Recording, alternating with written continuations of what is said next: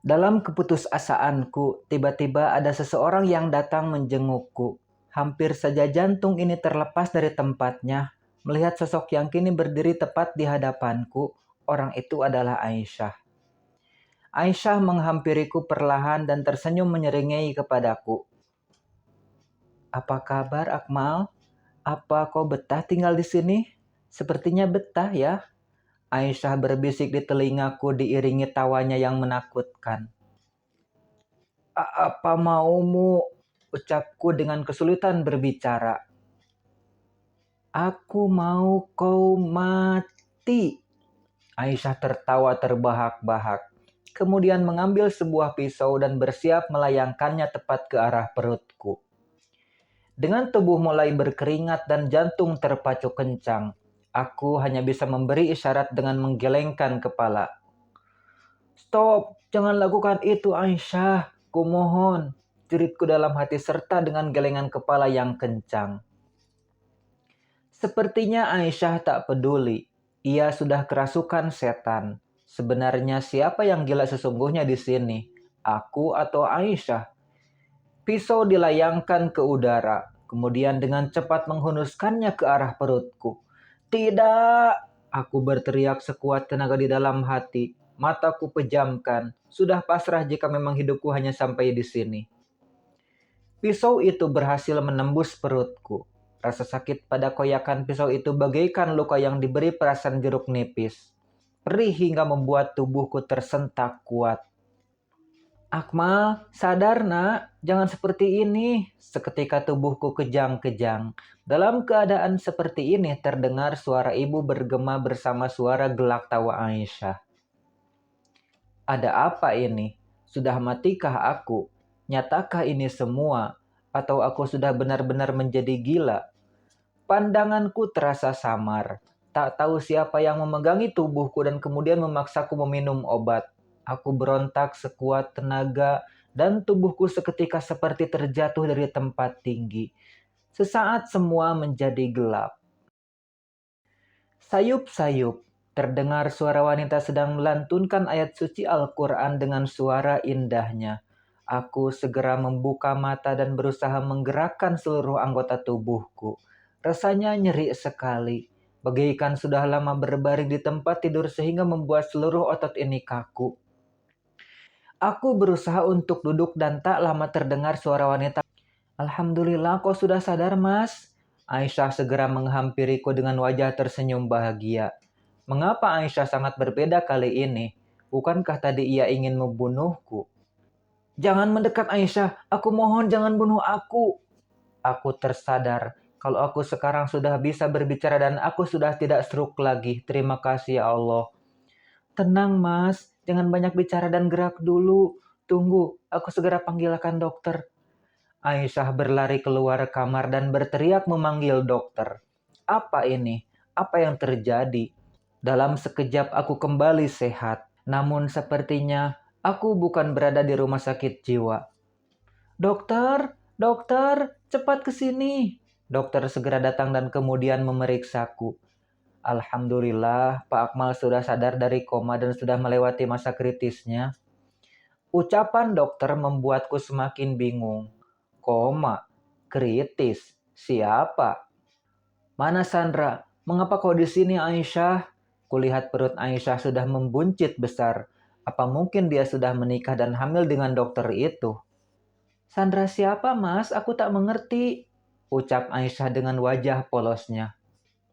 "Sudahlah, tak usah pura-pura. Pasti kau yang mengajari macam-macam pada Sandra. Lebih baik kau pulang sekarang. Urusi saja suami barumu itu, dan selamat atas kehamilanmu itu." "Apa maksudmu, Mas? Ini anakmu, anak kembar kita. Aku tak mengerti apa yang kau bicarakan. Kau sudah 5 bulan koma, jadi wajar kandunganku semakin membesar." "Apa? Aku selama ini koma? Mana mungkin? Bukankah kita sudah bercerai? Bukankah anak kembar kita telah meninggal? Bukankah kau sudah menikah dengan Dokter Wahyu? Bukankah aku sudah menikahi Sandra keponakanmu? Bukankah... Ah!" Seketika kepalaku berputar kencang. Kuremas rambutku dengan kuat. Berharap rasa sakit ini hilang. Berharap aku tak sedang berhalusinasi lagi. Kini aku sudah tak dapat membedakan mana dunia nyata dan hayalan. Apakah aku sudah benar-benar gila sekarang? Tenang Pak, tenang. Jangan banyak berpikir dulu. Dokter kemudian menyuntikku perlahan. Sepertinya otak sarafnya terganggu akibat benturan kencang dari kecelakaan itu. Ucap dokter kepada Aisyah. Ya Allah, aku semakin tak mengerti. Benarkah aku koma akibat kecelakaan? Kalau benar, kapan terjadinya? Karena apa? Aku butuh penjelasan. Terima kasih dok. Setelah menyuntikku, kemudian dokter pergi meninggalkan kami berdua. Akmal, kau sudah sadar nak? Tiba-tiba dari arah pintu ada sosok laki-laki mirip almarhum Bapak Aisyah ada di sini. Sepertinya ini kembaran Bapak. Alhamdulillah Bapak sudah datang. Apa? Bapak? Bukankah Bapak sudah mati? Ini siapa? Tanyaku seperti orang bodoh. Ini Bapak, Mas. Kamu tak ingat? Atau jangan-jangan kamu amnesia? Bohong. Bapak sudah mati. Pasti ini kembaran Bapak. Ucapku dengan tak percaya. Kamu bicara apa sih, Mas? Bapak tak punya kembaran. Aku semakin bingung. Apakah kejadian yang selama ini kujalani tak nyata? Ceritakan bagaimana awal kejadian kecelakaan itu yang membuatku sampai koma seperti ini. Baiklah, kecelakaan itu terjadi ketika kamu dalam perjalanan menuju rumah ibu. Saksi mata mengatakan mobil kamu oleng karena menghindar orang yang menyeberang jalan secara mendadak. Sampai situ kamu ingat? Aisyah menceritakan dengan penuh kehati-hatian. Seingatku saat kejadian itu, aku mengerem mendadak karena hampir menabrak seseorang yaitu Rosa. Apakah Rosa bagian dari hayalanku juga? Rasanya tak masuk akal. Kejadian semua itu terasa nyata untukku. Bagaimana dengan Rosa juga Sandra? Apakah kau mengenal mereka? Tanyaku untuk memastikannya. Siapa mereka? Jangan-jangan mereka berdua selingkuhanmu ya? Setelah kau sadar, hanya nama Sandra yang kau ucap. Kali ini aku bernafas lega. Baguslah jika rangkaian kisah semua itu tak nyata. Jadi hanya Aisyah istriku satu-satunya. Aku akan perbaiki semua sikapku kepadanya.